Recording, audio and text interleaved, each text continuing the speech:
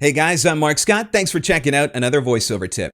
This week's question comes from Twitter. Thanks, John, for sending this one in. John basically wants to know what are some of the questions that you would ask a client in order to provide a voiceover quote. Great one, John. So here's my response. What's your budget? Are you serious? Okay. What's your real budget? All right, maybe those aren't the exact questions that I would ask, but there are questions that I'm going to ask a client every time in order to provide the most accurate quote possible. And first and foremost is going to be, what's the usage? Is it broadcast versus non-broadcast? This can have a really big difference on the quotes and the overall budget of the project. Obviously, if it's broadcast, it's going to be more. Once you've determined if it is broadcast, that leads to an entirely different question.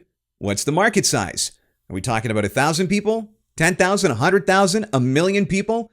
And of course, is it local? Is it regional? Is it national? All of these things are going to factor into the quote that I'm going to give on a broadcast project.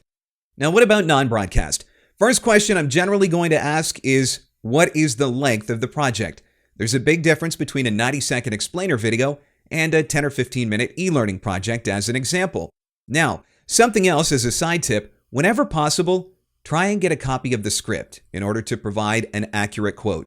A client might look at the script and assume that it's, say, 2 to 3 minutes for the voiceover, but you might look at it based on your experience and recognize that it's actually 5 to 7 minutes. So that can make a big difference in the quote that you're providing for the project. Whenever possible, ask for that script. Another question I'm always going to ask is how much editing is involved. A 90-second explainer video is probably going to require you to submit one 90-second WAV file. Not a big deal. On the flip side of that, I've done projects that have required me to edit a lot of individual files. In fact, I did one that required 1,000 individually edited and titled WAV files. That is obviously a lot more work, a lot more effort, very time-consuming. That's a big deal, and that's going to have a profound impact on the overall quote for the project. Next up, try and find out what they're looking for turnaround time. If it's a couple of days, that's usually no big deal. But what if they're sending you the script and expecting you to have the voiceover recorded, edited, and delivered within an hour, and that's a deal breaker?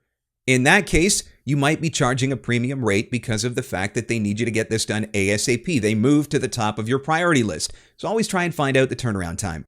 And of course, another question that is really good to ask, and it may seem obvious, but what's your budget? This can be very revealing for you because if a client comes walking in and tells you they got a $50 budget, that's a big difference from a client that comes walking in and telling you they've got a $1,000 budget. So try to figure out where they're at, and that might help you put together your quote, and it might help you on the negotiation side of things as well. Hopefully some of these are going to help you quote all of those voiceover projects that are coming to you this week.